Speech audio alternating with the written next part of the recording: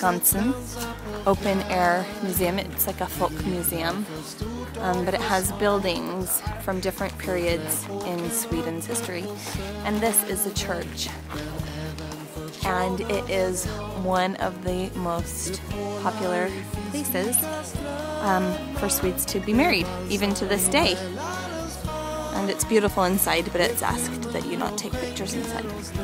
We're at the little eatery here at Skansen, and it's beautiful, absolutely beautiful. So we're here with Dad having a good time. We're going to go to it's a TV show, singing show, concert, / sing along, and Dad and I are known for our incredible singing voices. So watch out. So we're selling tickets to sit next to So watch out. We might start our own show. Yeah. Move over. Maybe have to be moved from the show. Move over. Because we're good.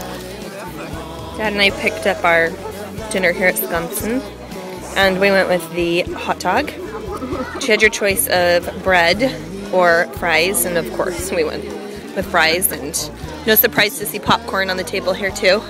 For those who know me well, it's my favorite food.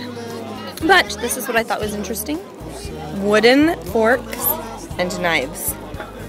How cool is that? Låt mig sjunga dig nu, hålla dig